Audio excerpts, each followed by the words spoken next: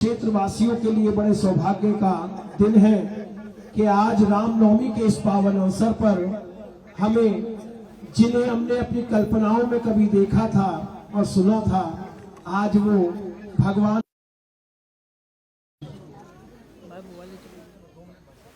मैं आदरणीय अरुण गोविल जी से निवेदन करूंगा कि वो इस पावन अवसर पर हम सभी का मार्गदर्शन करें और हम सभी का उत्साहवर्धन करें।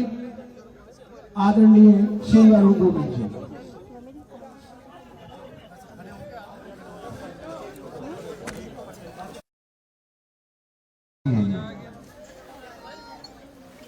यहाँ वो एक यज्ञ कर रहे थे, आप सबने रामायण पढ़ी होगी। वो एक यज्ञ कर रहे थे यहाँ, और यहाँ राक्षस उनको यज्ञ करने नहीं देते थे। जब भी यज्ञ शुरू होता, राक्षस कुछ भी मांस मज्जा वो सब लाकर उसमें डाल देते थे। तो फाइनली वो महाराज दशरथ के पास गए और उन्होंने कहा कि मुझे आपका पुत्र चाहिए, राम। श्री राम बहुत वर्षों के बाद गुरुकुल से पढ़कर आए थे, तभी राम लक्ष्मण भरत शत्रुघ्न। लेकिन राजा दशरथ ने एक पल के लिए भी नहीं सोचा और राम जी को बुलाकर कहा कि राम, तुम विश्वामित्र जी के साथ जाओ। क्या आज ऐसा हो सकता है कि हमारा बेटा या बेटी बाहर विदेशों से पढ़कर आए और उसके बाद अगले दिन कोई समाज कल्याण के लिए कोई व्यक्ति उनको मांगने आ जाए? क्या हम दे पाएंगे? देंगे? नहीं। क्यों? क्योंकि हम सिर्फ अपने बारे में सोचते हैं। दशरथ जी ने देश के बारे में सोचा, समाज के बारे में सोचा। तो रामायण एक ऐसा ग्रंथ है कि जिसका जीवन दर्शन अगर हम 1% भी अपने अंदर उतार लें तो हमारा जीवन बहुत सुखी हो सकता है। और रामायण यानी राम। राम क्या है? राम हमारा जीवन है, राम हमारा गौरव है, राम हमारी संस्कृति है, राम हमारा गर्व है, हमारा स्वाभिमान है, हमारा आधार है। राम हमारे सब कुछ है, केवल राम। तो राम और उन्हीं की भक्ति जब हम करते हैं तो वो हमें शक्ति देती है। तो उस शक्ति का कुछ ना कुछ प्रयोग हम अपने देश के लिए भी करें, अपने राष्ट्र के लिए भी करें। जय श्री राम। आज हमें एक ऐसा व्यक्ति मिला है जिससे हम प्रेरणा ले सकते हैं, श्री नरेंद्र मोदी। उनका जो उदाहरण है वो विश्व में अकेला उदाहरण है। वो अकेला है वो व्यक्ति, और इस समय उसकी गारंटी पूरे विश्व की गारंटी हो गई है, सिर्फ हिंदुस्तान की गारंटी नहीं है। वो उस व्यक्ति में इतना कुछ है, हम उस व्यक्ति से ही थोड़ा बहुत अगर सीख लें तो हम अपने शहर को, अपने प्रदेश को, योगी जी देखिए हमारे प्रदेश को उन्होंने क्या से क्या बना दिया है आज। तो हम ठीक है, हम वैसे शायद न बन पाए, हो सकता है न बन पाए, क्योंकि वो अपने आप में अनूठे हैं, अभूतपूर्व हैं। ऐसा व्यक्ति कभी एक पैदा होता है कोई इन दोनों के जैसा। लेकिन हम कुछ तो कर सकते हैं ना अपने देश के लिए। तो राम जी और रामायण से अगर हम इतनी ही सीख ले लें तो हम सबका ये जीवन धन्य हो जाएगा। जय जय श्री राम। आज इस खगोल की पावन भूमि पर ये शंखनाद के माध्यम से हम सभी विश्वास दिलाते हैं कि हम सब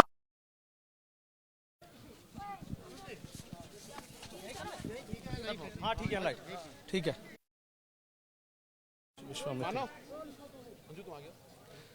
गगोल तीर्थ महर्षि विश्वामित्र की तपोस्थली है। इसका पौराणिक और ऐतिहासिक महत्व है। एक वो दौर था कि जब प्रभु श्री राम यहाँ आए थे और राक्षसों का संहार किया था, और अब यहाँ रामायण के राम और मेरठ लोकसभा सीट से बीजेपी के प्रत्याशी अरुण गोविल आए हैं। इन्हीं से हम बात कर लेते हैं। तमाम लोग इनके साथ हैं यहाँ पर। सर, ऐतिहासिक और पौराणिक महत्व है, राम आए। हाँ बिल्कुल, इतिहास हमारे लिए उतना ही इम्पोर्टेंट है जितना इम्पोर्टेंट हमारे लिए पुराण है। और ये सभी स्थल जो हैं वो सभी इतने पवित्र हैं कि यहाँ अगर जाने को मिल जाए तो इसे अपना सौभाग्य मानना चाहिए। मतलब राम के उससे यहाँ के बारे में समझना चाहूँ। हाँ, ये as we all know Vishwamitra ji की तपोस्थली है और यहाँ वो एक यज्ञ कर रहे थे और उस यज्ञ को राक्षस होने नहीं दे रहे थे। कभी भी उसमें मांस, मज्जा और दूसरी गंदी चीज़ें लाकर डाल देते थे कुंड में। तो विश्वामित्र थोड़े से परेशान हो गए थे। उसके बाद वो राजा दशरथ के पास गए कि महाराज मुझे आपका एक पुत्र चाहिए। उन्होंने कहा क्या है? बोले ऐसा ऐसा यज्ञ है, मैं कर नहीं पा रहा हूँ, तो मुझे आपका राम चाहिए। और श्री राम तभी गुरुकुल से वर्षों के बाद पढ़कर लौटे थे, तैयार होकर लौटे थे, दीक्षा लेकर। तो पर दशरथ जी ने एक पल के लिए भी नहीं सोचा कि मैं अपने पुत्र को कैसे दे दूं।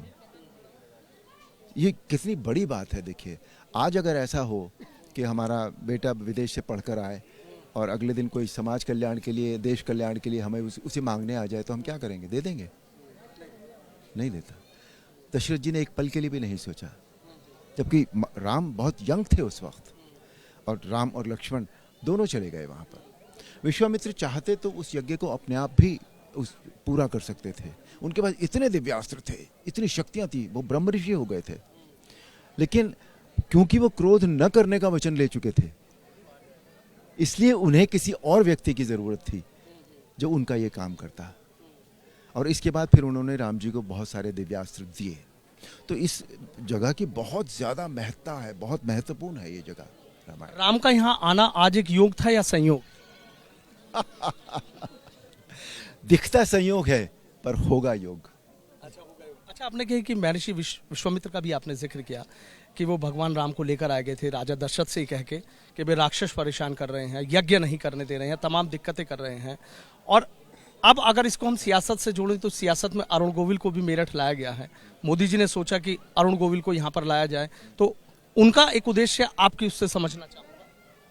नहीं, उनका उद्देश्य मैं कैसे बता सकता हूँ? बताइए, मैं उनकी सोच को मैं कैसे पढ़ लूँ?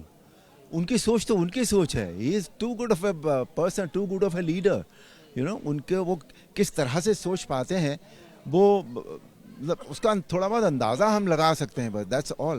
बाकी तो कुछ नहीं लगा सकते। तो मुझे तो ये मुझे जो फील होता है वो ये है कि भाई क्योंकि मैं यहाँ का हूँ तो इसलिए मुझे यहाँ से भेजा गया है।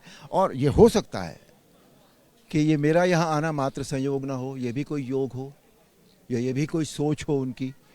पर एग्जैक्टली क्या है वो सोच, वो वही बता पाएंगे आपको, वही बता। अभी एक चीज मैं आपसे सुनना था कि राम आदर्श हैं। आपके शब्दों से राम का वर्णन सुनना चाहिए। राम वाकई आदर्श हैं। राम हमारा गौरव है, राम हमारा स्वाभिमान है, राम हमारी संस्कृति है, राम हमारे विचार हैं, राम हमारी शक्ति है। और देखिए कितने, मैं आपको एक बात बताऊं, राम जी का राम जो शब्द है वो कितनी छोटी छोटी चीज़ों में भी यूज़ होता है। जब हम पीड़ा होती है ना तो आय राम कहते हैं ना हम लोग। जब महिलाओं को लज्जा आती है तो क्या करती हैं? हाय राम करती हैं। इतनी छोटी छोटी चीज़ों में जीवन में राम शब्द यूज़ होता है। जब हम अचूकता की बात करते हैं तो हमें रामबाण याद आता है। जब हम सुशासन की बात करते हैं तो राम राज्य याद आता है। और जब जीवन पूरा हो जाता है तब भी राम याद आता है। राम नाम सत्य है, राम नाम सत्य है, राम नाम सत्य है। तो राम हमारे से हम जुड़े हैं इतने ज़्यादा कि ऐसा है कि राम और हम एक हैं, उनको अलग नहीं किया जा सकता। एक बात सवाल आपसे जब भी किया जाता है, आप हमेशा एक बात कहते हैं कि राजनीति करनी नहीं है और सियासत मुझे नहीं आती है। नहीं आती तो मैं क्या मैं झूठ थोड़ी बोलता हूँ, मुझे नहीं आती भाई। सो कॉल्ड सियासत जिसको हम कहते हैं। देखिए, मैं यहाँ जो उसके उद्देश्य से तो आया नहीं हूँ, है ना। मुझे यहाँ से कुछ चाहिए नहीं भाई, बिल्कुल भी। मैं सिंपली खुले शब्दों में कहता हूँ, मैं यहाँ जन सेवा करने के लिए आया हूँ। और अगर जन सेवा मुझे नॉर्मल तरीके से नहीं हो पाई मेरे से, उसके लिए थोड़ी बहुत राजनीति करनी पड़ी मुझे, तो भाई फिर मैं करूँगा।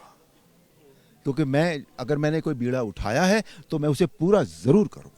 साफ बोल देते हैं आप, सियासत में तो बातें घुमा कर की जाती। मुझे ज़रूरत नहीं है ना घुमाकर बात करने की भाई। मैं तो साफ मेरे जीवन ही ऐसा है, मैं क्या करूं। मैंने जीवन जिया ही ऐसा है। मेरा जीवन स्ट्रेट लाइन है बिल्कुल, उसमें कहीं भी ऐसा कुछ भी नहीं है। तो जितने रास्तों को अब तक तय कर चुके हैं, अब खुद को कहाँ पा रहे हैं और किससे आगे मान? मैं खुद को कहाँ पा रहा हूँ? मैं खुद को बहुत अच्छी जगह पा रहा हूँ। मुझे जिस स्थान पर मैं हूँ वो स्थान बिरले लोगों को मिलता है। आप किसी भी तरह से ले लीजिए, आप स्पिरिचुअली ले लीजिए, आप सबके प्यार की हैसियत से ले लीजिए, नाम की हैसियत से ले लीजिए, सम्मान की हैसियत से ले लीजिए। मैं बहुत अच्छे स्थान पर हूँ आज। अभी मैंने देखा कि कुछ लोग आए थे आपके पैर छू रहे। हाँ, कहते हैं ना, मन में बसते हैं। पर वो उनकी भावना है ना। हाँ, तो ये भावना वोटों में भी तब्दील होगी, भरोसा है? जरूर होगी। नहीं, क्योंकि सीधा सीधा कनेक्ट है। उनके साथ मेरा पहले भी कनेक्ट रहा है, पर ये जानने के बाद कि मैं राजनीति में आ गया हूँ, उसके बाद वो कनेक्ट और ज़्यादा डबल हो गया। उनका जो प्रेम, सम्मान, आदर है जो उतना ज़्यादा और डबल हो गया। मतलब आप ये समझ लीजिए कि एक दिन के रोड शो में मेरे ऊपर कम से कम 1 टन 2 टन फूल जो है वो आ जाते हैं। अब आप इससे अंदाज़ा लगा। अभी भी यहाँ पर। अब हाँ, अभी भी कहीं पड़े होंगे, जबकि मैंने बहुत साफ की। तो इससे आप अंदाज़ा लगा सकते हैं कि उनमें कितना उत्साह है मेरे प्रति।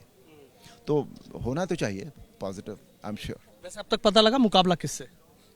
नहीं, मुकाबला नहीं कर रहा हूँ ना मैं, यही तो मेरा प्रॉब्लम है। मुकाबला मेरा संगठन कर रहा होगा, ये लोग कर रहे होंगे जो हमारे सीनियर्स हैं, तो मुझे नहीं पता, क्योंकि मैं इनसे उस दिशा में कोई बात नहीं करता। मैं केवल जनसंपर्क कर रहा हूँ, लोगों से मिल रहा हूँ, मैं उन्हें देख रहा हूँ, वो मुझे देख रहे हैं, मैं उनका अभिवादन करता हूँ, वो मुझे मेरा अभिवादन करते हैं। That's all I am doing. आखिरी सवाल, मोदी जी ने बड़ी जिम्मेदारी दी है आपको और बड़ी जिम्मेदारी करके आपको यहाँ पर उतारा है और सबकी नजरें टिकी हैं, क्योंकि मेरठ हॉट सीट है। तो इस हॉट सीट पे क्या होगा? तमाम चक्रव्यूह आप जानते हैं। आप तो कहते हैं कि मैं सियासत नहीं करता, लेकिन और लोग जो आपके सामने, कोई कह रहा कि हाथी ला के खड़ा कर देंगे, कोई कह रहा साइकिल स्पीड से निकल जाएगी। अब भाई देखो, कुछ तो लोग कहेंगे, लोगों का काम है कहना। इसका जवाब बस इतना ही है। बहुत बहुत शुक्रिया। तो देखिए, बीजेपी प्रत्याशी अरुण गोविल हैं। आपने देखा कि किस तरीके से उन्होंने बेबाक अपनी बातें रखी हैं। सीधा कहा है कि सियासत करने नहीं आया हूं, लोगों का दिल जीतने आया हूं।